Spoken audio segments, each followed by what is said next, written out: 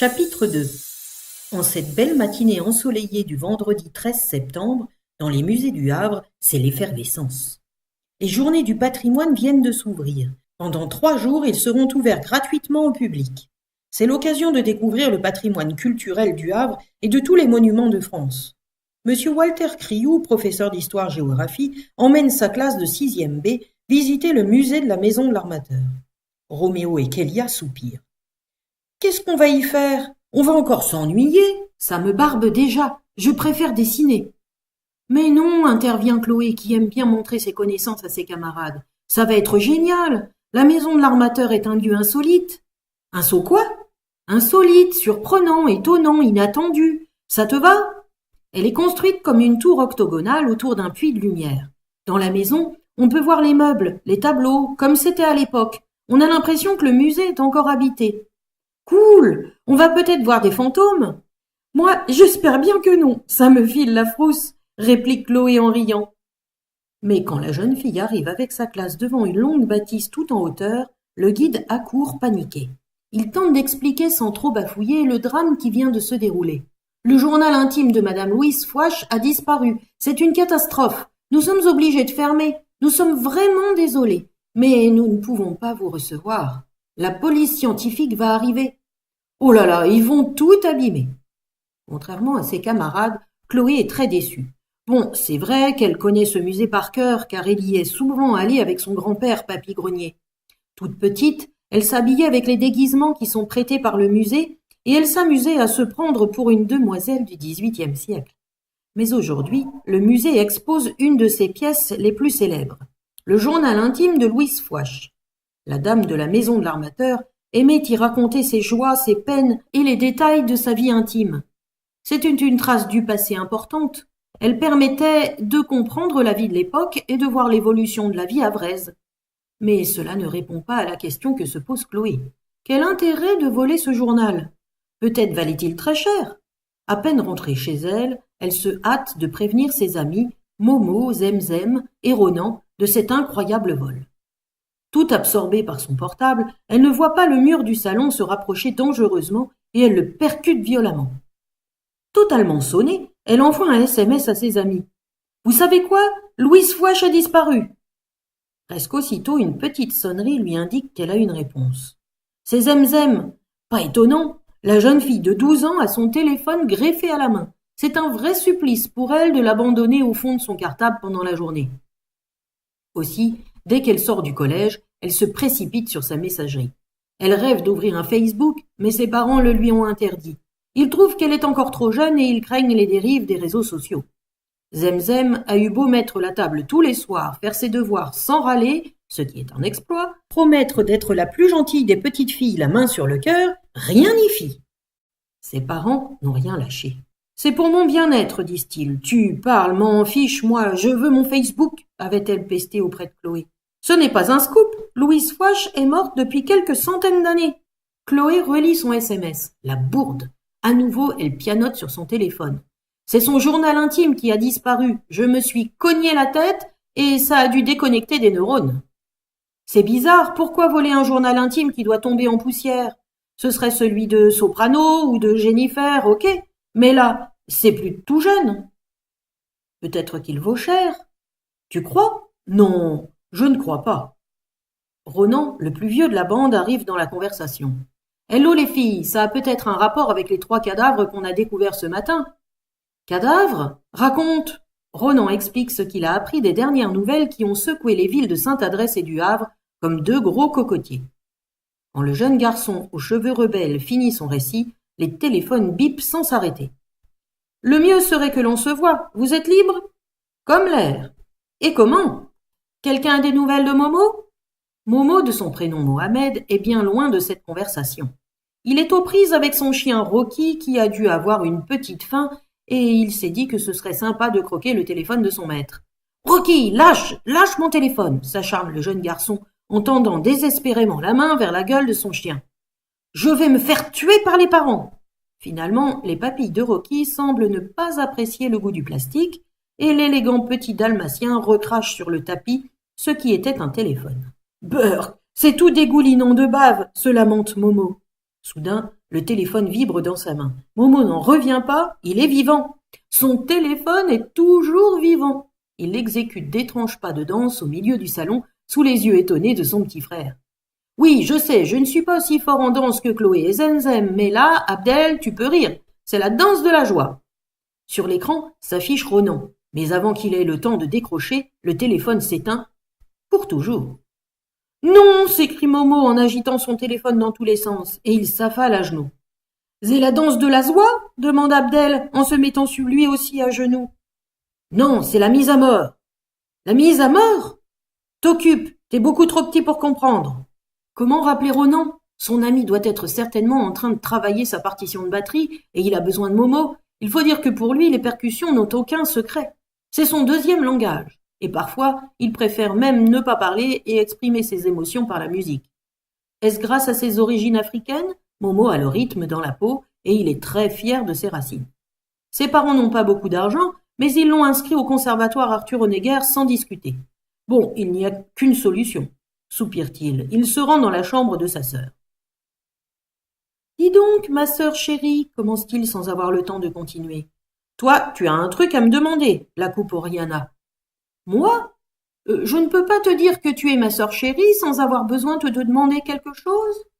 Momo, je suis en train de travailler sur un texte de français super dur. Alors, vas-y, qu'est-ce que tu veux? Rocky a mangé mon portable. Oriana éclate de rire. La gourmandise de Rocky n'est pas une légende. Tu vas te faire, je sais. Alors, peux-tu faire plaisir à un condamné à mort? J'ai besoin d'appeler Ronan. Si c'est ta dernière volonté, tiens, lui accorde sa grande sœur. Merci, je te revaudrai ça. Promis, dit Momo en courant dans sa chambre. Pas la peine, tu seras mort, rit de plus belle la jeune fille. Momo hausse les épaules et compose le numéro de son ami. Au bout de 3 sonneries, Ronan décroche. Il est surexcité. Momo ne comprend pas tout ce qu'il lui dit. Des meurtres? Une arbalète? Un vol de journal intime? Mais qu'est-ce que c'est que cette histoire? Qui est cette Louise Fouache? Une nouvelle fille de ta classe? Ta chérie? Demande Momo malicieusement. Silence au bout du fil. Ok, tu n'as rien compris de ce que je viens de te dire. C'est un peu ça. Ronan reprend plus calmement. Momo est rarement passionné par les ennuyeux cours d'histoire de M. Périgry, qui a le don d'endormir toute une classe de sa voix monocorde. Mais là, waouh! On se croirait au cœur d'une série policière. Mais une bien, à l'américaine, s'exclame le jeune garçon. Ça me file des palpitations au cœur. J'ai envie qu'on mène l'enquête. Ouais, alors là, ne t'emballe pas quand même, le freine Momo. C'est du sérieux. Je n'ai pas vraiment envie de me faire trucider. Trouillard, réplique Ronan, qui se voit déjà en nouveau James Bond. Moi, je pense que tout ça, c'est lié. Et Momo, mon portable. Ça va, j'arrive. Faut que je te laisse. Un problème de chien qui mange les portables. Enfin, surtout le mien. Ne me dis pas que Rocky a avalé ton téléphone, rit Ronan au bout du fil. C'est à peu près ça. Du coup, j'ai pris celui d'Oriana. Qu'est-ce qu'elle t'a demandé en échange? Ranger sa chambre pendant un mois? Porter son cartable? Lui faire les ongles? Pire, elle va savourer ma mise à mort par mes parents. Ah, je me disais bien. Momo! Avec Chloé et Zemzem, on s'est donné rendez-vous ce soir pour discuter du tu sais quoi, chuchote Ronan. C'est quoi ce tu sais quoi? Décidément, Momo n'est pas en forme. Peut-être que nos téléphones sont sur écoute, il va falloir qu'on utilise des codes, explique Ronan. N'importe quoi. T'as perdu la boule, mon pauvre. Pourquoi veux-tu que des enfants comme nous soient sous surveillance? Mouais. Ronan est peu convaincu. Soudain, il s'écrie. C'est pour ça qu'on doit mener l'enquête, Momo, parce que nous sommes des enfants. Qui se douterait que nous sommes en fait des espions, des agents secrets, agissant au nom de la justice? C'est une couverture parfaite. Momo reste bouche bée. Il est loin de partager l'enthousiasme de son ami. Espion et agent secret, c'est bien dans les films. On meurt, on se relève et hop, on file au McDo parce qu'on a un petit creux. Dans la vraie vie, quand on meurt, on meurt. Et la vie de Momo est déjà en sursis. Mais quand Ronan cite le nom de Zemzem, la belle et douce Zemzem, et d'un rendez-vous nocturne, Momo ne peut que se résigner. Je te préviens, j'emmène Rocky. Hors de question, refuse Ronan. Quand nous aurons les tueurs à nos fesses, on sera bien content de compter sur les crocs de Rocky pour nous sauver. Ce n'est pas idiot. Rocky peut être un adversaire impressionnant et un protecteur inégalable. C'est ok, capitule le jeune garçon.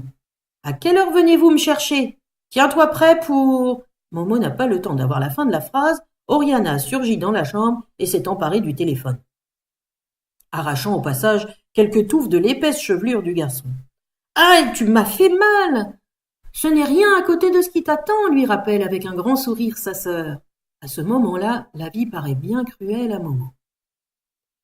Pendant ce temps, revenu de son escapade et bien calé dans son vieux canapé affaissé par les ans, mais c'est ce qui fait tout son charme, dit toujours Papy Grenier quand mamie Simone tente désespérément de s'en débarrasser.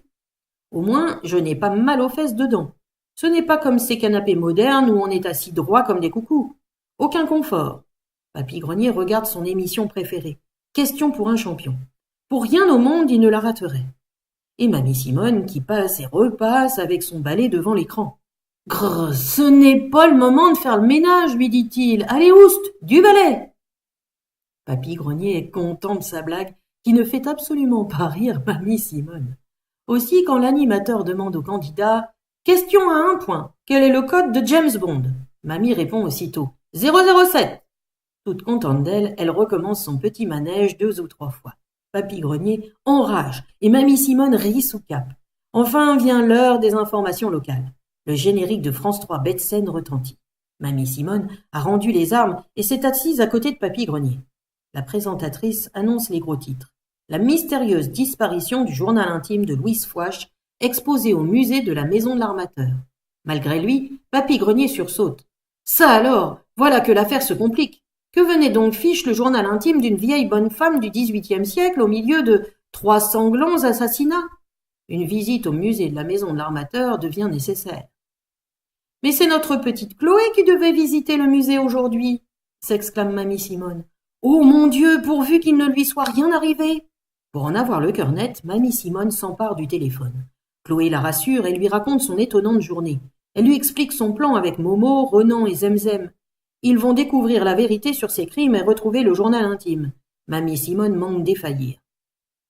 Un mari agent secret passe encore. Mais sa petite fille, ça, jamais de la vie.